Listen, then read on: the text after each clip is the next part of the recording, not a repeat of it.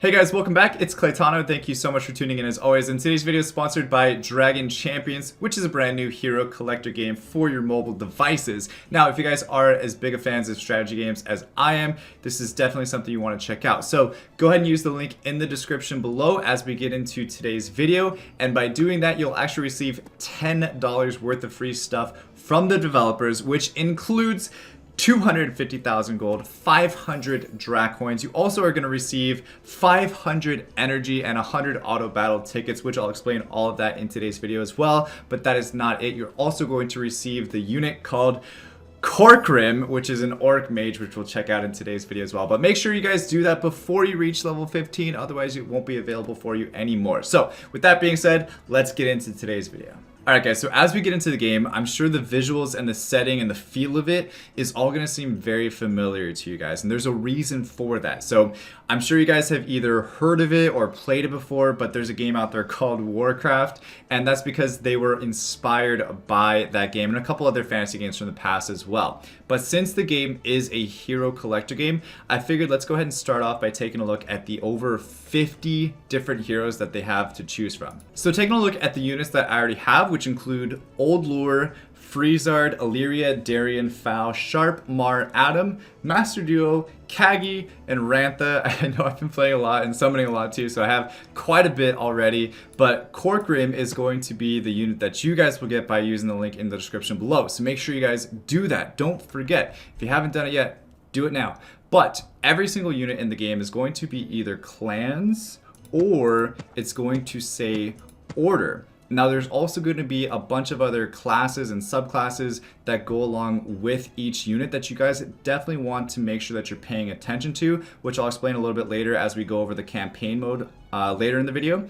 But also, every single unit is going to have its own special unique abilities and skills that are going to pair together with other abilities better than others. So you want to make sure that you're only building the correct units that go together in a team. I know this is a lot of strategy behind it, but what I did was I was like, you know what? Okay, I'm getting a whole bunch of heroes here. I'm not really sure which one I should focus on. So what I did was I went over to the rankings and I thought, what better place to learn which unit I should build than from the rank 1 player in the game. So I went to this guy, Battle Cry Blues, and I was like, bingo, got it. I know that I can get this guy Freezard, so I want to make sure that I can build him and put all my resources into that one for now because I know that I'm going to be using him late game as well.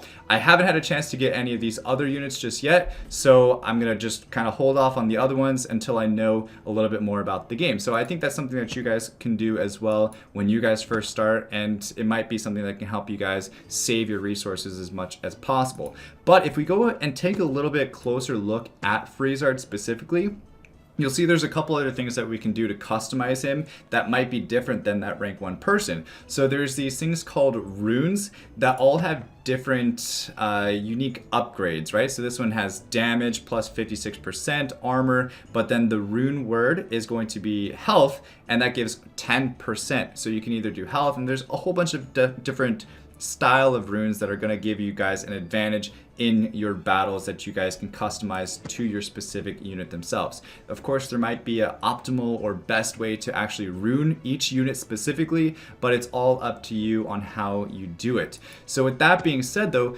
let's actually go ahead and take a look at some of the different modes that the game has to offer. So aside from the campaign that we're going to take a look at specifically in this video, there's also a ton of other things like the arena, where there's PvP, where you're fighting against other players from around the world, which is super cool. And of course, that's where you guys want to be the best at, and that's where I want to be the best at, is against other players. That's what always gets me amped up about a game, is when there's PvP modes. But there's also other things like guilds and raids and different alliances that you guys can form with other people and try to be the best at the game, of course. But to focus more on the campaign mode, there's actually 3 different styles of it, which I thought were pretty cool because it does bring those factions into play here. So if we take a look at Dawn of Order, this mode, you can only use units of the Order faction. You can see that these are the only units that I can use.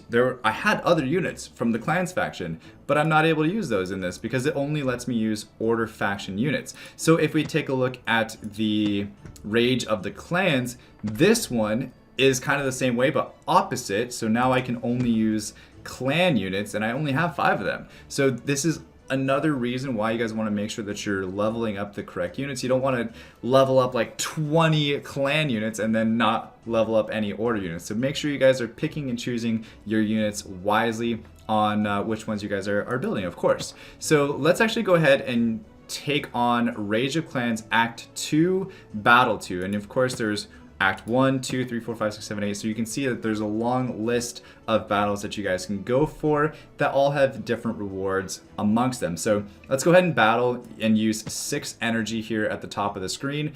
This is the team that I'm going to use, and we're going to go ahead and get into it. All right, so getting into the storyline here, there's a whole bunch of different little Easter eggs, and it's kind of funny as well as you read through some of this stuff. But Rantha says, there are cultist manuscripts scattered all over this meadow. Most of them are bills for the rent on creepy, decrepit rooms from dark rituals, and it looks like the local realtors tricked them into paying double. And Adam says, my brother, who works in the cartel of 1,000 moneybags shop, always says, you name your price, I name my price. Then we both laugh and start talking business for real. Kagi says, can your brother give us a nice discount on legendary items? That'd be nice. Adam says, no, but today I'm giving out pain at a great discount. I don't mind destroying those reflections for next to nothing. See, that's where the kind of like the funny, like humorous stuff comes into play. But all right, so getting into the battles here now, you can see that this is the unit that's going to be attacking, and it shows you what I'm targeting. So I can click around and target different units. And again, here's where the skills and the strategy comes into play. So for example, left hook deals 110% of physical damage to an enemy. So if I want to take out these guys in the back, first I'm going to go ahead and, you know, focus them. So let's go ahead and attack him. So 297 damage. Now, I did have it on ×4 speed, so if I want to slow that down a little bit, let's go ahead and continue focusing on this back same guy so that we kill one before moving on to the next. And we're going to use his skill. This is going to say, this will hurt, deals 70% to 130% of physical damage to an enemy. So nice. It's kind of like a range here. And he did 152 damage. Now, if you don't feel like, you know, necessarily going through each skill and want to speed things up a little bit, there is a automatic mode where it's going to pick and choose by the computer itself. However, you still can focus manually on what unit you want to be attacking, which in my opinion is definitely something that you guys want to do later on in the game, is go full manual where you guys are taking over everything. But if you're just trying to go through a couple, you know, dungeons quickly, you can just do the automatic mode until, of course, you get to the point where you start losing and you can't beat it. And then you're like, okay, well, what do I do?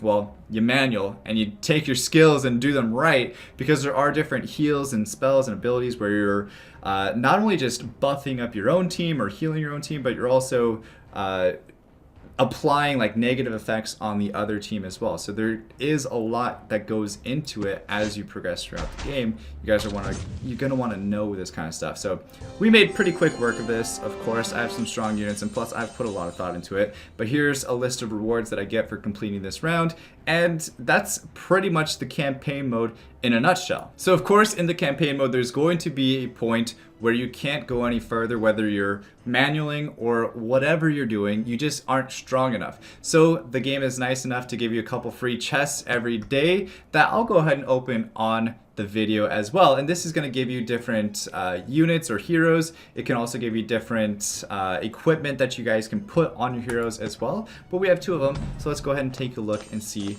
what we get. So I got some gold, I got some experience, and I got this leather armor. So let's go ahead and do it one more time since we have that for free.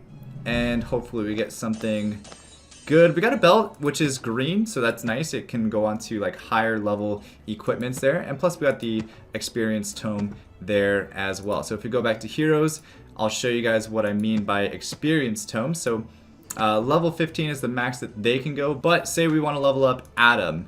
We can go to his and click on level up and use some of those things that we just got. So these are the experience tomes, plus we have the common experience tome, which doesn't give you as much. And then you can use 22,000 gold to max him out to level 15. Now you can only be a certain level based on what your character's level is. So the highest level that I can make my heroes is as high a level as I am personally which you can see is level 15. So that is going to be it for my showcase of Dragon Champions. If you guys like this video, be sure to leave a thumbs up. Also, please comment down below what your guys' thoughts are on the game. And you guys might actually have to download it to give me your full, you know, opinions of it as well. So make sure you guys do that. Again, use the link in the description below, especially to get that $10 worth of free stuff that I mentioned at the start of the video. And with that being said, guys, thank you so much for watching. Thank you so much, Dragon Champions, for sponsoring today's video. And as always, stay soupy, don't be potatoes, and I'll see you all next time. Peace.